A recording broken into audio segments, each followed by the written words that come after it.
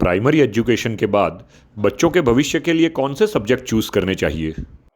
नमस्कार, मेरा नाम नवनीत टंडन है और नवनीत टंडन क्लासेस का मैं चीफ मेंटर और कोच हूँ। हमारे देश के अंदर में एक बच्चे का भविष्य तय करने के लिए 10वीं कक्षा आज के दिन में सबसे इम्पोर्टेंट रहती है, क्योंकि उसको 3 चॉइसेस मिलती हैं।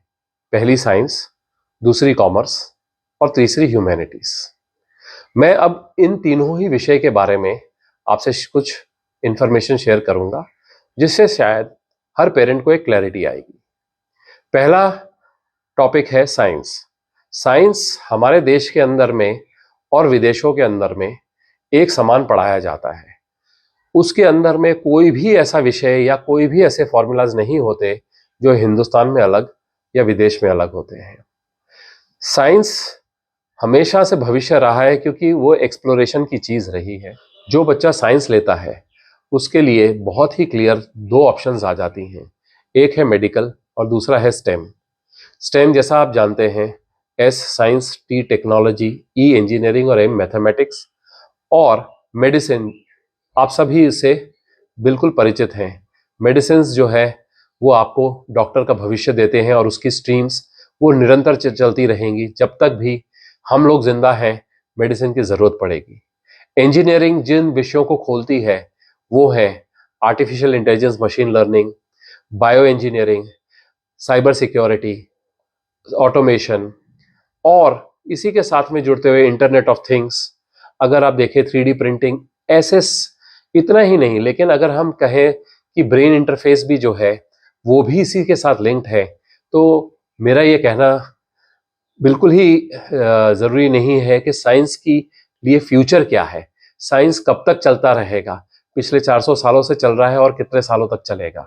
तो जो भी बच्चा साइंस ऑप्ट करता है वो भविष्य के साथ जुड़ जाता है और इसकी डिमांड कंटिन्यूअस रहने वाली है। जिस तरह से साइंस एक्सप्लोरेटरी है ये भी रहेगा और बच्चे के सही कॉलेज और सही दाखिले के लिए अंदर में बहुत मददगार होगा। दूसरा विषय है कॉमर्स।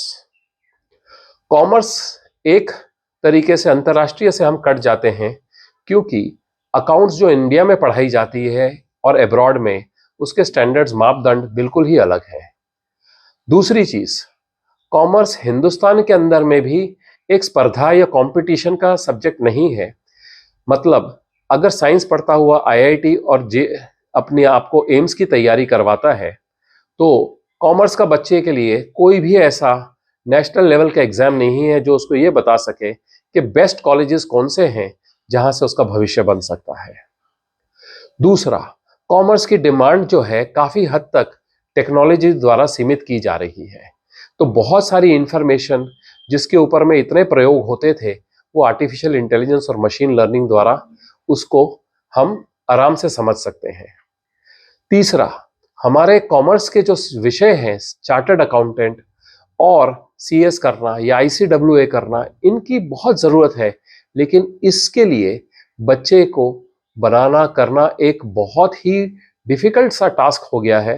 क्योंकि जिस तरह से स्कूल में देखा जाता है, अक्सर कॉमर्स सिलेक्ट करने वाले बच्चे शायद परसेंटेजेस में पीछे रह जाते हैं कंपेयर टू साइंस।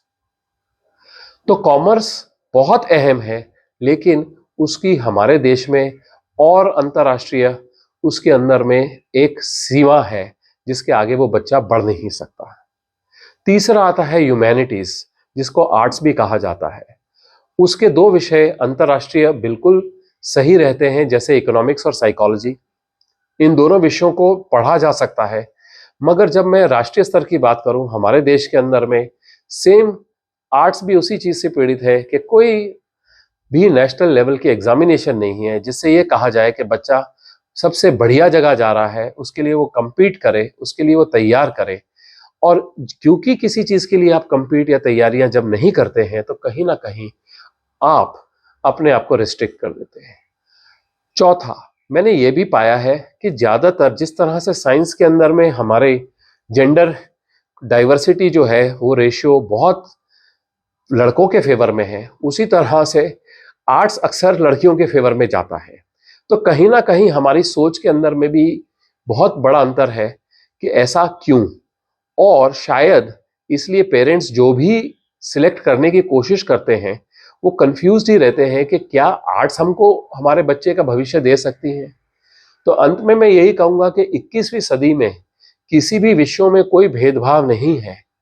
जो डिफरेंसेस हैं ये भी शायद आने वाले समय में खत्म हो सकते हैं, लेकिन हम सब जानते हैं कि साइंस एक ऐसा विषय है जिसके अंदर में कभी ना खत्म होने वाली चीजें हैं। कम से कम हमारे 400 साल का अनुभव तो यही कहता है कि केवल साइंस ही उसी तरह से आगे बढ़ा है और बाकी थोड़े सब्जेक्ट्स थोड़ा सा उससे कहीं ना कहीं थोड़ा सा पीछे रहते हैं। चॉइस आपकी है, हर सब्जेक्ट सही है, बट क्लैरिटी इस चीज की अगर मिल जाए 7वीं या 8वीं में तो सही है। धन्यवाद।